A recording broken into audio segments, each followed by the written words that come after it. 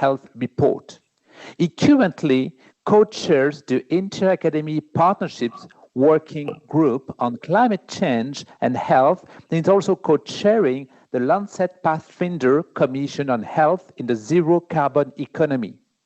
He has published many papers on topics such as effects on environmental change on health and the health co-benefits of low-carbon policies. His current research focuses on climate change mitigation, sustainable healthy food systems, and complex urban systems for sustainability. Don't forget, for all the students, don't forget to take notes, because as you know that after, with your tutors, you're going to debrief the conference, and that's very important to see exactly what kind of takeaway you can write down on your note from the talk we're going to have. Sir Andrew Haines, thank you very much for being with us this morning, and the floor is yours. Well, thank you so much for giving me the opportunity to talk in your Imagination Week. It's really a great honor and privilege to be able to do that. What I'm going to talk about is some of the work we've been doing over recent years, including the work of this commission, which I chaired a few years back, the Commission on Planetary Health for the Rockefeller Foundation and the Lancet Medical Journal. And if you want to look at that to get more detail, you can download it from the Lancet website. Just find it on Google and it downloads an open access publication. But the message really from this report was that this concept of planetary health is essentially an acknowledgement, a recognition that our health as human beings ultimately depends on the health of the natural systems. So we defined it very simply as the health of human civilization and the state of natural systems on which that health depends. Could I have the next slide, please? So this is just to really give you an overview of some of the dramatic changes that have been occurring over recent decades. On the left, you can see the socioeconomic trends. World population has gone up to about 7.5 billion people. We've seen a large increase in gross domestic product and economic, as a result of economic growth, lifting many people out of poverty. The number of people in absolute poverty, of course, has declined, although still far too many poor people. And of course, in many parts of the world, increasing inequalities. This has all been accompanied by a dramatic increase in energy use, most of it generated by burning fossil fuels, in fresh water use, in the damming of rivers. So we've dammed about 60% of the rivers. We've also increased transport, land, air, shipping has all increased in order to generate the kind of economic growth that's been perceived to be required for human development. So in many ways, humanity has improved over recent decades. Of course, there's still a long way to go, and all the fruits of those benefits have not been shared equally. But this progress has also come at a tremendous cost. And the cost, of course, has been borne by the Earth's systems. So we've seen an accumulation of carbon dioxide, which is a long-lived greenhouse gas, trapping heat in the Earth's atmosphere. About 20% of that stays up in the atmosphere for 1,000 years or more. Temperatures have increased. The average temperature has increased by about 1 degree. We've seen a really large decline in tropical forests with an accompanying loss of biodiversity. Some people have said we're now in the 6th mass extinction of species. And of course, we've domesticated a lot of land in order to grow food for this growing world population. So the take-home message is, yes, there's been great human progress, inequitable, but there has been great human progress. But that's depended on the exploitation of the Earth systems. And that cannot continue because by exploiting, damaging those Earth systems, we can undermine the progress that we've seen over recent decades, centuries. Next slide. So this is just one of those changes, climate change, and you can see that a number of different temperature records actually, all showing the same thing. So there's no doubt that climate is changing, and there's no real doubt at all that it's due to human activities, to carbon dioxide, as I've mentioned, but also the short-lived greenhouse gases like methane, contaminants like black carbon, and others. So what we've seen then is about a 1 degree increase since the temperature records began, since the pre-industrial times.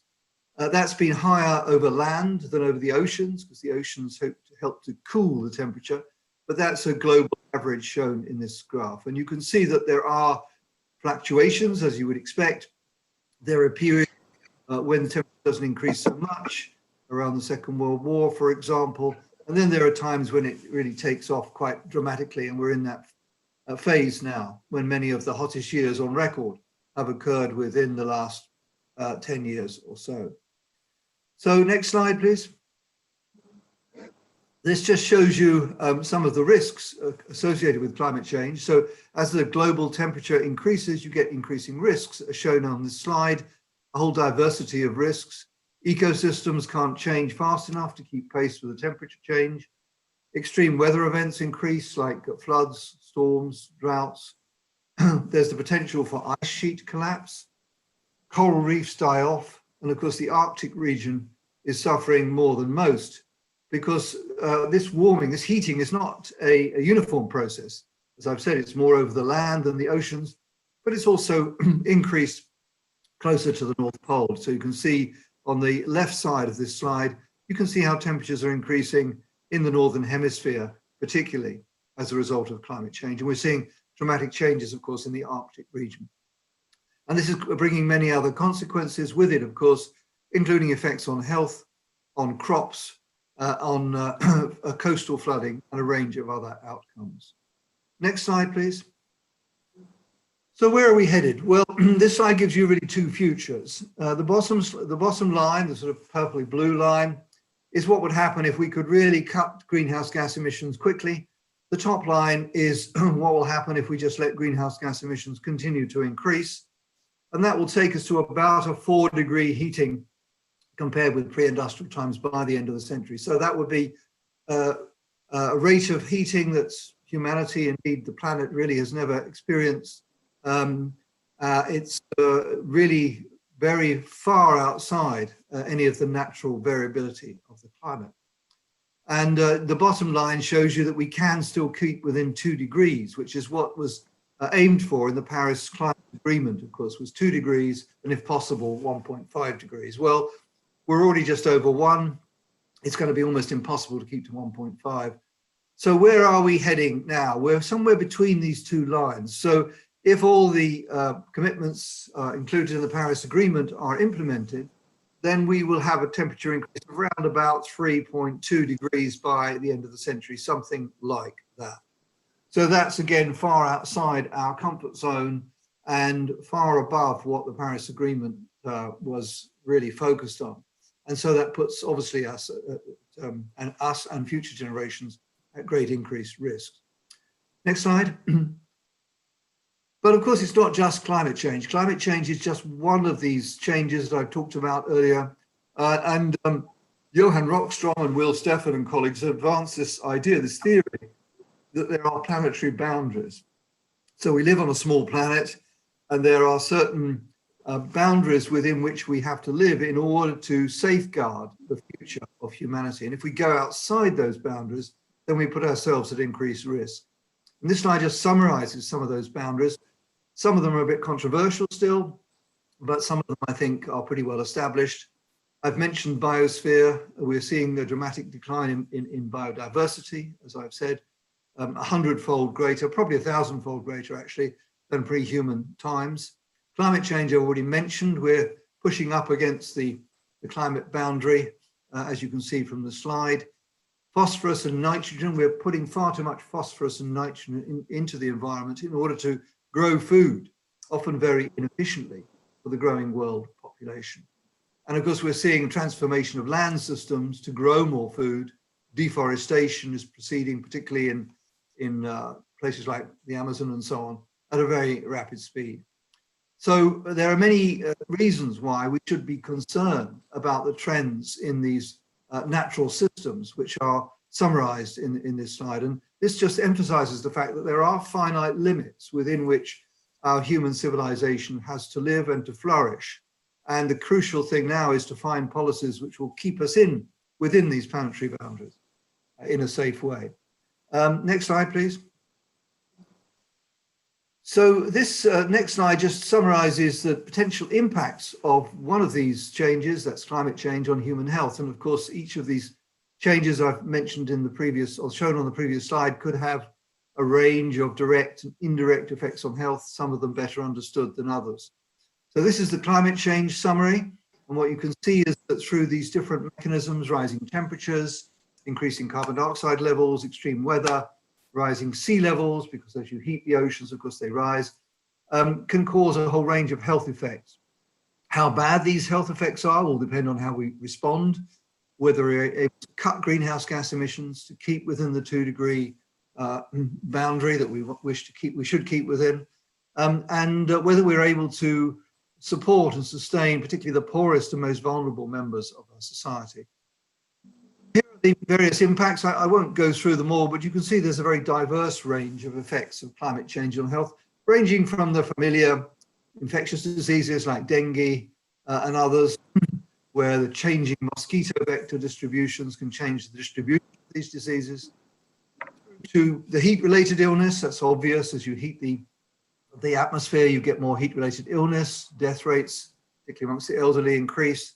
Then we got, of course, effects on crop yields and nutrition, and of course, of extreme events, injuries, fatalities, and very importantly, the effects on mental health, which I'll say a few words about later on.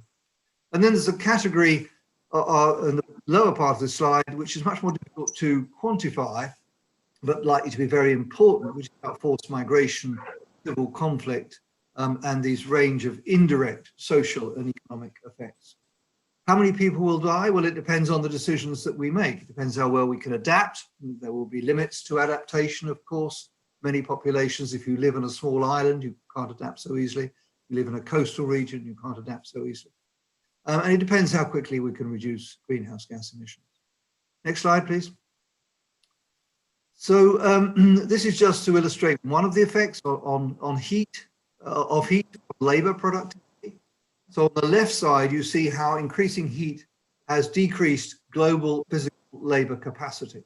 So the important thing is here, when you heat the atmosphere, particularly in tropical and subtropical regions, where people are already living at the limits, fairly close to the limits, the heat limits or thermal limits of what's feasible to do with heavy manual labor, then of course, as you heat the atmosphere, that becomes labor, work becomes more difficult, particularly if you're working in the open air, outdoors, without any shade. And you can see the estimated decline there. And on the right side, you can see a map from a paper of ours of a couple of years ago, which shows you how extreme heat exposure in the hottest month of the year expands to cover an increasing proportion of the land area of the planet as we heat it. And as we reach about 2.5 degrees centigrade heating above pre-industrial, then about 1 billion people will be exposed to such extreme heat that they won't be able to work in the summer months. So they'll have to take shade, they'll have obviously risks to their health, and this will disrupt their lives and push more people back into poverty. So next slide, please. But of course, crops are also vital for human health, for our nutrition. And on the top, you can see the impacts of climate change on the productivity of food crops in 2050. The red areas where we're going to see most probably big declines in crop yield. And the green is where we might see an increase, but we don't know how long that increase will go on. You can see in the Northern Hemisphere. And we don't know whether people living in crop areas where crops are declining will be able to afford to buy food on the open market.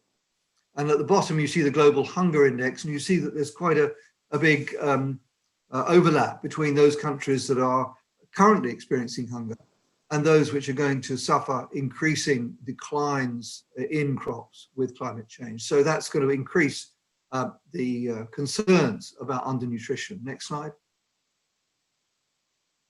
And this slide just shows you how undernutrition, well, hunger has increased in recent years. It's to go down, but because of population growth and probably also climate change, it's starting to go up again now in recent years. So that does suggest that already we're turning the point, and the number of hungry people is increasing, particularly, of course, in sub-Saharan Africa, but also other parts of the world as well. And that will be magnified by conflict, as we can see on the slide, in a number of these countries.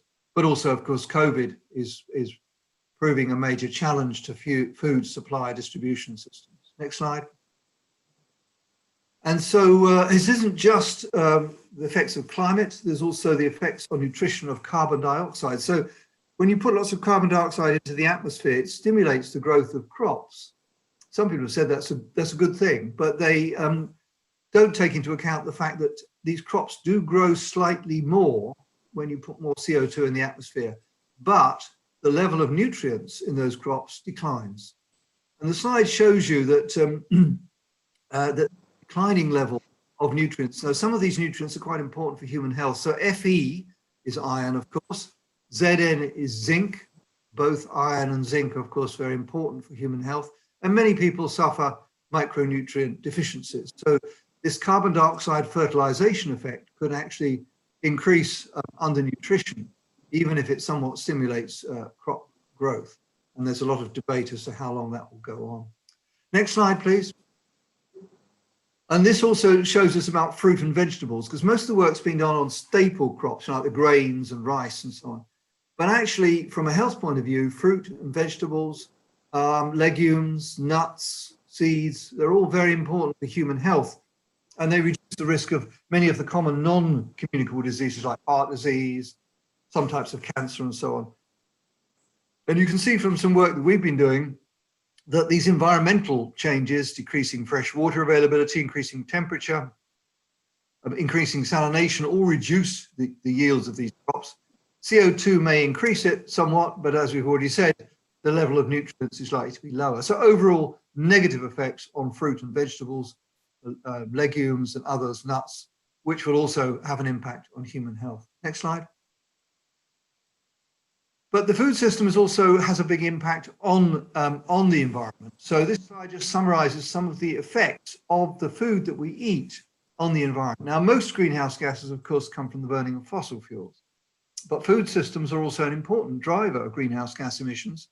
And those emissions are shown on this slide. It shows you the kilograms of carbon dioxide equivalents, so it includes CO2 and methane, for each different type of food group. You can see beef has the highest footprint. That's because of methane production, of course, and some extent land conversion. Lamb and mutton somewhat less, cheese a bit less. Dairy herds somewhat less than that, but still very high. And all the plant-based sources of food, of course, are much, much lower than the animal sources, because there's an inherent inefficiency as well. Not only do ruminants produce methane, which is a powerful greenhouse gas, crops to animals, there's quite a lot of inefficiency in converting those crops into protein or into calories for human consumption. So you can see that there are big differences in the carbon footprint of different food groups. Next slide, please. And this also shows you water stress by country, showing that many parts of the world are experiencing increasingly water stress. So that's not just due to climate change, that's also due to the fact that countries' populations are depleting the fresh water at a very rapid rate. So the Arab world, for example, has decreased its per capita freshwater supply by about 3/4 over the last half a century or so. So these are sources of water which are buried underground. They can't be replaced. They've accumulated over millennia and they can't be replaced. So that's an added problem on top of climate change, and also means we need to think not just about the greenhouse gas emissions of our crops, but also the water footprint of our food, because most of that water goes for irrigation to grow food, to grow crops. Next slide. And unfortunately, the fisheries are also declining. This slide shows you the decline in fisheries over recent decades. You can see there was a peak around just before 2000, but since then have been declining. And most of the increase we're seeing now is actually due to aquaculture, not due to wild fisheries, which are declining because they're being overfished, also because of climate and other environmental changes. So we can't look to the oceans to make up that shortfall from the land. Next slide. And of course, sea level itself could the rising sea level could affect over 1 billion people by mid-century, because many cities are on the coast. Not only are these changes in the oceans affecting our food supply, but they're also endangering many of our coastal cities, which will find it difficult to adapt. Next slide. And of course, there's effects, as I mentioned before, not just on physical health, but also mental health. So there's this concept called solastalgia. Solastalgia has been defined by Glenn Albrecht and colleagues as the distress caused by environmental change. So when people see their environment changing around them, whether it's the wildfires in California destroying the forests that are familiar to people, or drought affecting Australian farmers, or floods in South Asia, these can cause dramatic changes in the environment, a loss of familiar environmental features. And this can cause, according to our colleagues in mental health, mental ill health. And we also know that temperature actually has an effect on suicide rates, possibly a direct effect, possibly indirect effects as well. But there are these relationships between the climate and our mental health. Next slide. Of course, we're now seeing at the moment in California these wildfires, which the intensity of which, not necessarily caused by climate change, but the intensity of them increases because of climate change. This is just another example, the fires of the Indonesian fires of a few years ago. They were actually due to El Nino, which is a natural climate phenomenon, although it may be amplified by climate change. And the air pollution, particularly bad from those fires because they burn the peat, which is very full of particles. The smoke is full of particles, which of course is very damaging to human health. But we're also seeing very large amounts of air pollution from the Brazilian Amazon and also from California. And the slide also shows the daily emissions from the Indonesian fires. At the time, there were actually more greenhouse gases being emitted than from the US economy. Next slide. So even here in Europe, we can see that climate and other environmental change are affecting infectious diseases, shown on this slide from colleagues at the European Centre on Disease Control. And you can see that many of these changing infections, including infections like dengue, for example, but many others, are related to changes in the natural environment, including the climate. So there's increasing evidence that many of these diseases, their transmission is being affected by climate and other environmental changes. Next slide.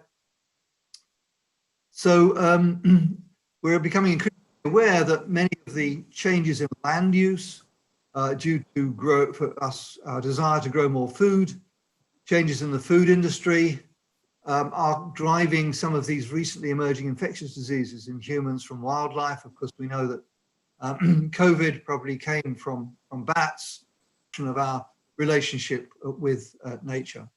So lots that we still don't understand, but there is increasing evidence that these emerging infectious diseases, many of them are zoonotic, that come from animals, are related to our food systems, the way in which we're exploiting the natural world. Next slide, please. So having given you the bad news, let me finish by trying to give you a more positive picture as to what can be done. And I think it's particularly timely.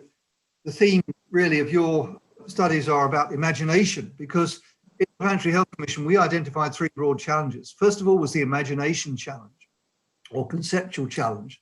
One of those examples of those is the fact we tend to conceptualize human progress as being solely related to economic growth as summarized in GDP.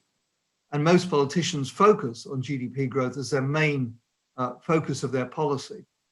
But GDP is a very poor reflection of human progress. And of course, you can increase the GDP by having an environmental disaster and then cleaning up after that environmental disaster, and that could stimulate the economy. So we need to reconceptualize these metrics, these indicators of human progress, to focus much more on human well-being, but also the important metrics of sustainability of natural systems on which we all of us depend. The second challenge that we identified was a knowledge challenge. We have a lot of knowledge, but we often don't have the right knowledge. So we don't have transdisciplinary knowledge. We all tend to work in our own little boxes or in little silos. And actually what we need to do is to collaborate across disciplines. All disciplines have an important contribution to make, and we need to understand each other's languages. I don't mean necessarily French, English, Spanish, whatever, Hindi, but I mean also the language of different disciplines, the way in which they approach different problems. And thirdly, we have a big implementation challenge. So even when we know what to do, we often don't do it. And there are powerful reasons for that, including, of course, major vested interests. So let me quickly, in my concluding remarks, go through some of the potential solutions. I'll go through them quite quickly, but we can cover them in the discussion. Next slide. So the important point to make is that we don't have very long to stay below 2 degrees. And if you follow that middle line, 2 degree line, the 50% line around, you come to the number of 28.4. So we have about 30 years of current emissions left if we want to stay within the 2 degree guardrail of temperature increase. So we're emitting greenhouse gases at far too high a rate even now, and COVID probably won't affect that very much. Next slide. So what can we do about climate change? Well, there's a lot we can do. There's a lot of inefficiencies in our energy systems. We know that many of the things we need to do will benefit our health as well as reducing greenhouse gas emissions. And that's doing a lot of work on the London School with our colleagues around the world. So clean energy means less air pollution, sustainable food systems and healthy diets means healthier diet, better health, but also reduced environmental impact.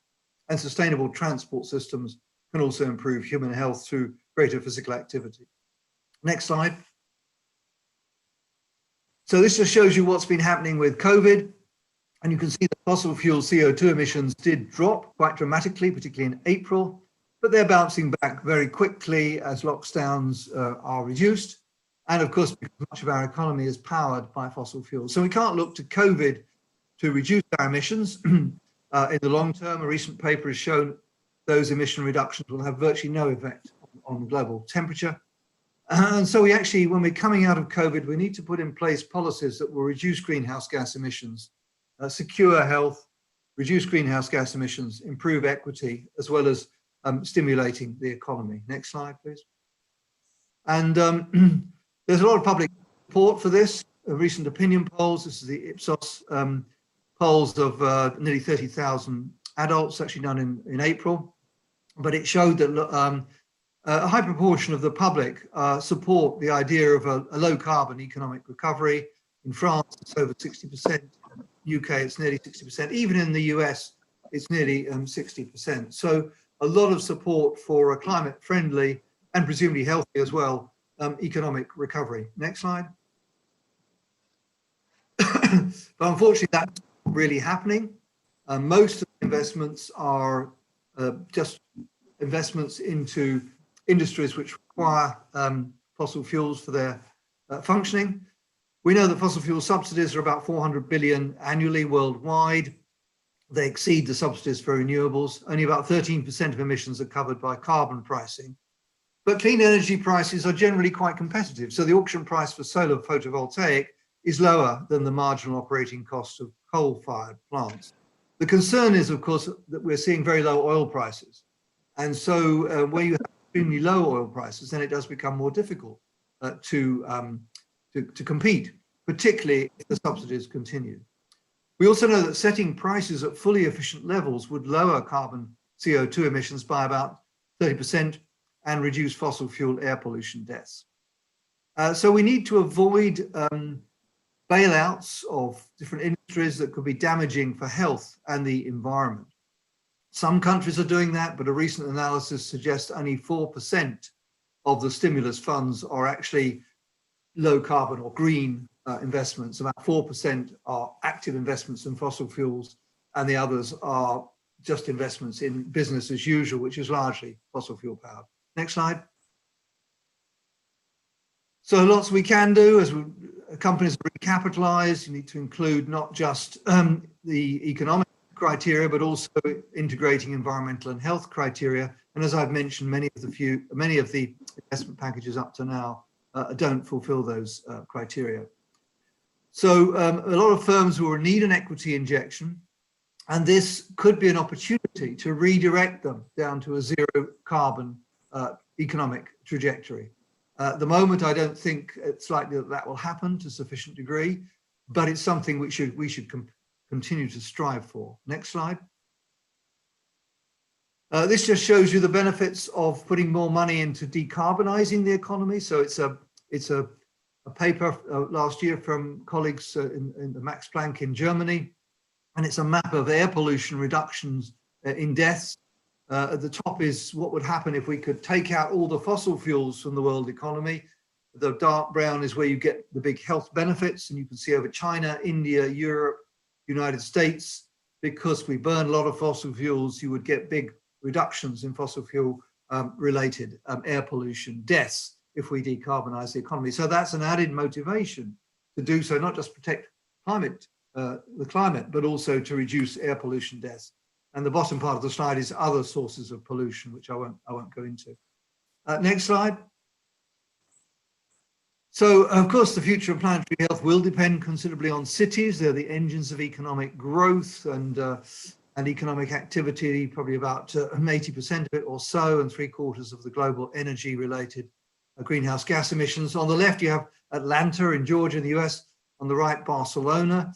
The difference between the two, they have the same population roughly, but you can see Atlanta's much, much bigger. And the transport-related carbon emissions in Atlanta are about 7 times greater than that in Barcelona. That's because, of course, you've got to use your private car to get around Atlanta, whereas in Barcelona you can use public transport, at least prior to COVID. But you can also, of course, use walking and cycling in a much more compact city. So the way in which we design our cities will have a big impact on the environmental footprint of the city, but also the health of the population, because we know that the best way to get exercise is through walking and cycling, the most natural way in your day-to-day life. Next slide. Many cities then moving towards a long-term development plan which goes towards a circular economy with renewable energy, sustainable transport, using waste as a resource, not throwing things away, but they're a tremendous resource in terms of raw materials and energy, healthy food, valuable water, recycling water, and creating sustainable and livable communities, fostering a sense of belonging, living in a neighborhood where you feel valued as a human being and secure. And these are 6 policies which are central, I think, to establishing more sustainable communities. Next slide.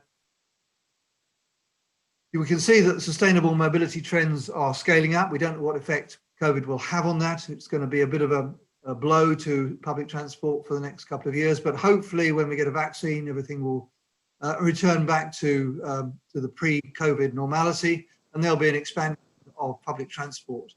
But there has been an opportunity to increase cycling and walking. We have seen that in a number of cities, and some of those are making that permanent. So there may be benefits as well. Next slide. This is just some work we did some years ago looking at if we could get the whole of urban England and Wales walking and cycling like the population of Copenhagen in Denmark, which, as you know, is probably the most cycle and walking friendly city that we know of. And this slide actually shows you the benefits or the savings to our National Health Service if we could get them all walking and cycling like the people of Copenhagen. You can see that the benefits from reduced diabetes, from reduced heart disease, dementia, some types of cancer, would accumulate over 20 years. We estimated about 20 billion euros, something of that order, but going up over that 20-year period as a result of more walking and cycling. Next slide, please.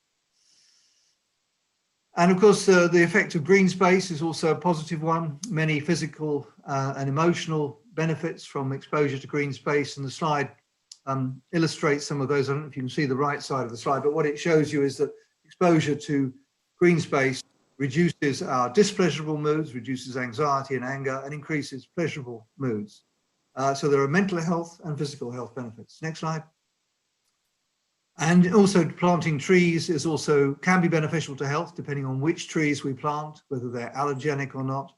But they can overall reduce the urban heat island and potentially also influence pollution levels. So green space and tree planting can be beneficial if that's done carefully.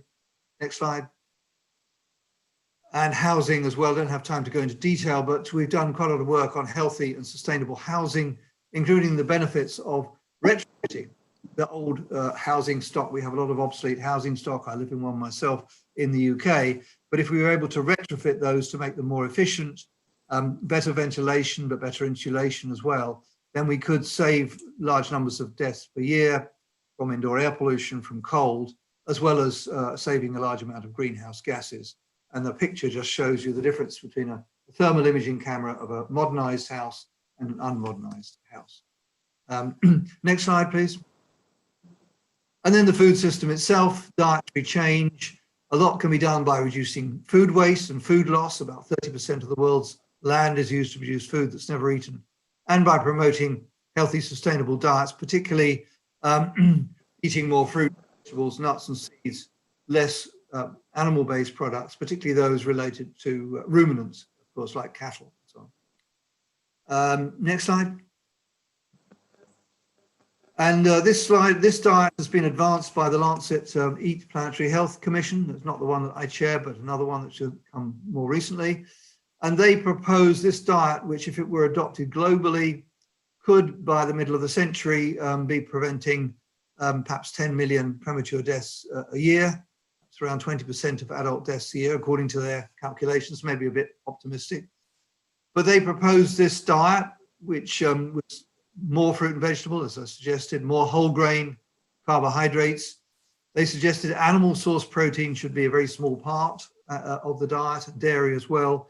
But we also need to eat plenty of plant protein, very little sugar, and not so much starchy vegetables. So this was just a broad global sort of guideline. Obviously, it needs to be adapted for different cultures and so on. And the big problem at the moment is it's not affordable. So many people can't afford to eat the adequate levels of fruit and vegetables. Next slide. And then there's, then of course there's future foods I don't really have time to go into, but it's an area of great innovation right now. Future foods, including mycoproteins, cultured meat, at the moment quite energy intensive, but some of the others are quite low energy. Some of these insects, for example, 2 billion people already eat insects, but there's also a lot of insects that can be fed to animals and to fish. So there may be a lot of developments, a lot of innovation in the food sector at the moment, looking at healthy foods which have a much lower environmental impact. We may be able to come to that in the discussion. Next slide. And then, of course, redesigning the energy water food nexus to make energy use much more efficient, less burning of open fires, the use of LPG or solar in houses as far as possible, and much more efficient irrigation to grow more crops with less water. Next slide. And then nature-based solutions, a lot of interest in nature at the moment, how we've undervalued nature, how by forest conservation we can reduce disease risks, reduce air pollution, reduce malaria, reduce other infections. Restoring ecosystems can regulate fresh water, protect us against flooding, for example, through wetlands and mangroves. So a lot of interest right now in nature-based solutions, how they can improve health, environmental sustainability. Next slide. And the health system itself, which is quite a major emitter, about 5% of the greenhouse gas emissions come from the health system. And there's a lot of work on decarbonizing the health system, particularly working with pharmaceutical and medical equipment industries to decarbonize the supply chains, which are a major source of the emissions. Next slide. And then finally, we need to move towards the circular economy. So the circularity of materials is inevitable, really, to meet the targets of the Paris Agreement, because production of only 4 materials would fill the remaining carbon budget by 2100. So we need to make sure that we move towards a circular economy, so more reuse, recycling, remanufacturing, sharing of goods, rather than just new primary production. And that will be absolutely essential to meet the Paris targets. Next slide. So One Planet Living, the healthy circular economy, which helps us to make much more efficient use of our existing resources, but in a way which also minimizes our exposure to pollutants. That's going to be an important focus for future innovation, imagination. It's the way to go for the future. But that will mean that we need an economy which is designed much more around the sharing of essential goods, reuse, repair, and remanufacturing of goods. Next slide. So we need disruptive change which triggers very rapid change. And this slide just shows you the Easter parade on Fifth Avenue in 1900. You can see it was all horses. 13 years later, replaced by cars.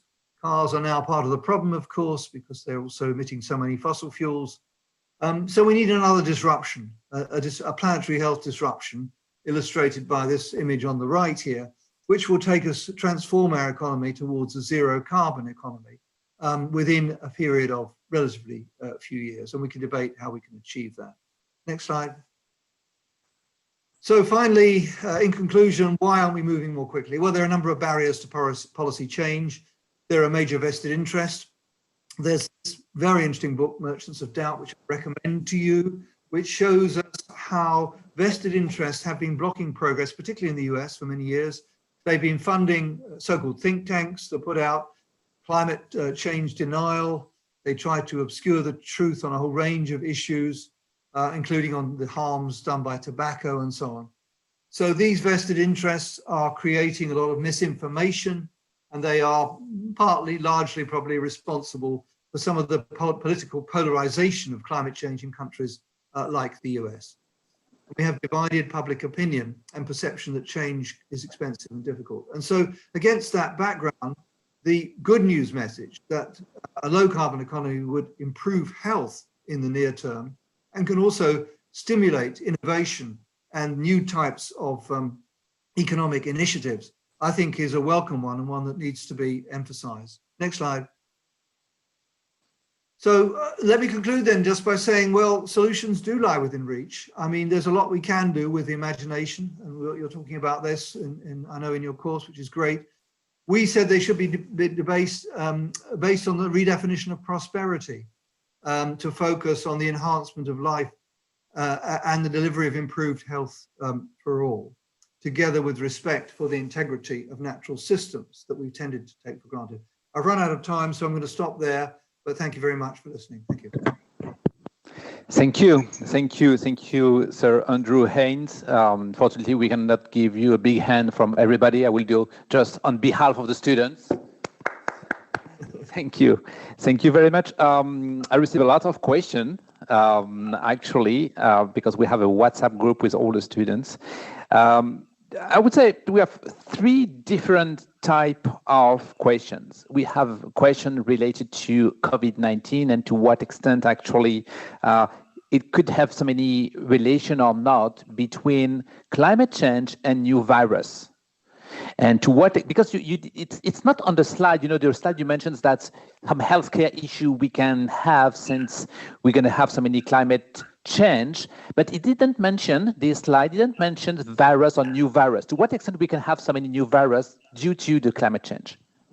Yes, that's an important question. I don't think that COVID-19 was due to climate change. I don't think that climate change will necessarily cause new viruses. I think what's more important is probably the relationship with the natural world. So when we disturb, when we go into forests, or when we have food systems in which wild animals come into close contact with domestic animals, for example, that can increase the transmission of viruses. So it's not the climate necessarily directly causing this, but it's probably the altered relationship between natural systems and human societies, which are triggering many of these emerging viral diseases, are often called zoonotic diseases because they come from animals. So that's, I think, the fundamental reason for this. And so it is linked to things like land use change, but also the changes in food systems, where, for example, in Malaysia some years ago, we had an outbreak of Nipah virus, and that was probably due to the fact that bats were living in close location with domestic pigs. They transmitted the infection to the pigs and then to humans. So that just gives you an idea that it's because of the disruption that we're causing through the way in which we, our food systems, but also exploitation of forests, deforestation, and so on could also be playing a role in that. Thank you. We have another question, two questions actually, they're very close. It looks like the agreements on climate change, such as like Agenda 21, Kyoto, COP21, are always ineffective to really make a change. If politics failed, how can as individuals take action to ensure a better future for the next generation or for this generation actually? Yeah, well, this is a crucial question. I mean, there are things we can do as individuals, and we should do them. I mean, we can buy our energy from zero carbon suppliers in most countries. We can modify our diets to eat less products that have a higher environmental footprint. We can be more conscious of what we're eating, eat a healthy diet with more plant-based foods, for example. And we can also use our bicycles or walk if we live in cities, for example, rather than always using the. So there's a lot we can do in our private lives. And that, of course, will have impacts on our circle of friends and family and so on. And we believe also that health professionals can have a big effect by amplifying some of those messages. But I think more importantly, we can do a lot as members of organizations, professional groups, for example, some cases activist organizations, but also through the private sector. We do see some companies taking a lead on this, decarbonizing their supply chains, working towards much more sustainable business models. So I think those of you who are going to go into business need to think about how your creativity in business can also stimulate the kind of rapid transition, the disruptive transition that we need towards a zero carbon, more sustainable economy. And as I hinted at, I didn't have time to go into detail, but there are a lot of innovative ideas out there in the food system, for example, how we can transform foods, make them much lower environmental footprint, but also healthy foods. But there are also innovations in many sectors, energy efficiency, renewable energies, and so on. So there's a lot that can be done through innovative and creative private sector initiatives. But of course, we do need the government to set the right regulations. You know, you've got to have carbon pricing, you've got to have the right regulations in order to stimulate and support some of that innovation. Does it mean that you trust individual more than government or institutions? I wouldn't say that. I think it's very diverse. You know, we've seen some governments have been very proactive. You know, we've seen some outstanding governments. The New Zealand government, for example, has been very successful over COVID. It's also reorienting its economy towards what they're calling a well-being economy. So they stop focusing on economic growth for its own sake, and they're focusing very much on the improvement of human well-being, human health, as well as obviously reducing damage to natural systems. So some governments are being very far-sighted and very progressive. Some are being less so. You know, obviously the Trump administration at the moment in the States is a problem, and it's relying on misinformation to confuse the American public and so on. But even in the US, we see a lot of support for decarbonization strategies. So I think it isn't just one or the other. We need to put pressure on governments. We need to act as individuals, and we need to act as citizens. Yeah, because there is a question related to this point: to what extent it is compatible with democracy, and actually more democracy you will have, and they are looking for the next term, the next election, you know, and they don't be focused on a very long term. And it's not really popular, actually, to take so many very drastic policy. And to what extent it will be compatible? Well, that's a very important question, because we don't know the answer to that at the moment. But I do believe that one of the problems with democracy at the moment is misinformation, as we know, and that people are being deliberately fed information which is designed to confuse and to mislead them. So we do need to tackle that much more effectively, including through work in schools, work in and higher education institutions about how we recognize misinformation and how we tackle it. But I think overall, I think it's going to be very difficult to impose these kind of changes on people. Ultimately, it has to be because people see that it's in their near and long-term best interest that they support these kind of initiatives. And we've seen that in the opinion polls, that I showed you very briefly. There is now majority support for a zero carbon transition as we come out of COVID. But I think the problem we have at the moment is in many countries, politicians are very much in the hands of powerful interests. And those powerful interests are often, of course, are dominated by people who've made their money in fossil fuels. And so they are looking against some of the changes that need to occur. And we see that in some of the European countries, for example, Poland, for example, which is going much more slowly than many other countries to decarbonize. But we see it in other countries as well. So I think it's an ongoing struggle. There isn't an easy answer to it. I don't believe the answer is to go back on democracy. I believe the answer is to make democracy function better, to tackle misinformation, and to educate citizens better and to empower them more. But I think already we can see that the majority of citizens are in favour of the right action. And as I've indicated, many of those actions will produce benefits in the near term. So it's not just about future generations that will benefit. We will benefit from reduced air pollution, better health, and so on. So to take on this point, what is your, because that was one of the questions among others, but yeah, so many questions about it. It's what is your opinion about, because as you know that there is a lot of debate, not only in France, but not just in France, about nuclear power, nuclear plants, nuclear powers, and to what extent we should find an equilibrium, to what extent we should definitely stop it. What is your opinion about it? Yeah, this is a complicated area because there are risks and benefits from nuclear power. And in fact, France does have lower greenhouse gas emissions per capita than many other countries, thanks to its nuclear power program. The problem with nuclear power is, of course, that we haven't seen the expansion of nuclear power in recent years for many reasons. It's proved difficult and expensive to construct nuclear power stations, and nobody's quite worked out what to do with all the nuclear waste and so on. So I see nuclear power as a transitional approach in some economies.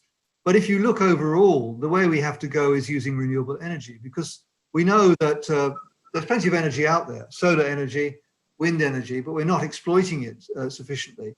So really the focus has to be on scaling up very rapidly renewable energy, particularly solar, but also wind in some countries, perhaps wave, and maybe we already have quite a lot of hydroelectric, but that also has its own problems. So solar, wind are probably, undoubtedly the best and most promising technologies. So nuclear may have a small role and has a role in some countries, but until we can solve the problem of expense and nuclear waste, it will be very difficult to scale up and to compete with renewables, with solar. Thank you. And maybe to conclude, there are a bunch of questions regarding the pandemic and regarding the COVID-19 and more specifically about the vaccine. And there is so many questions about it, such as what do you think about the vaccine, which is not really well tested? It's just reading some question, really well tested or not enough tested. What is your point of view about it versus, for instance, a systemic immunity effect on the population? Do you have any idea, thought about this kind of next couple of months? Yeah, well, this whole idea of what's called herd immunity, population immunity, of course, that takes a long time to establish that. So probably we would need about 60% of the population to be immune. But I don't think herd immunity will happen in the end, I guess, because this virus will continue to be transmitted in the population, and hopefully we will have a vaccine in coming years. I think we have to be very cautious about releasing an unproven vaccine to the whole population. That would be quite dangerous, because if it then turns out to be either ineffective or to have side effects because it hasn't been properly evaluated, then that will set the whole cause of a vaccine back a long way. And we know that there's already a very powerful vaccine anti-vax movement. Again, a lot of it based on misinformation. But if vaccines are released, which are not very effective and have some side effects, then that will just empower the anti-vaxxers. And so it'll be extremely dangerous. We need to do the proper trials. And that means doing trials, proper randomized trials, where you have randomly allocate people to have the vaccine or a control vaccine in large populations, including large numbers of vulnerable people, to make sure that they are indeed protected. The evidence we have at the moment is that antibodies probably do confer protection, but it's not just antibodies, it's also what's called cell-mediated immunity. So there are different immune systems in the body, and the cell-mediated immunity is probably also important for COVID. So there is an immune response. We don't know for. Many people think that we'll have to have regular, if it works, which I think it will.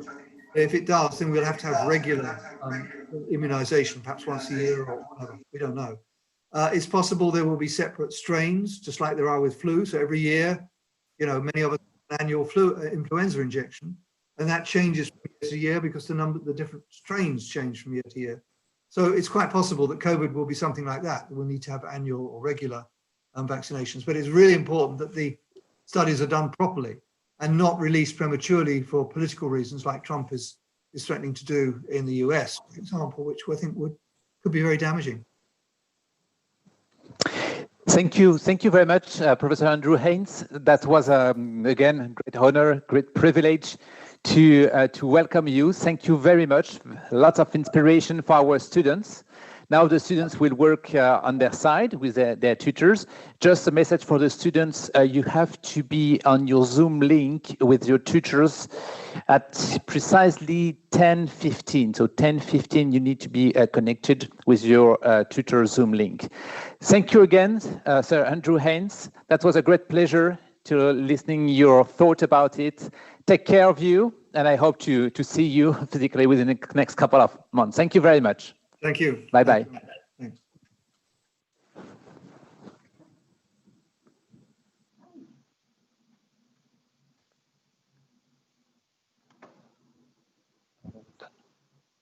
They just got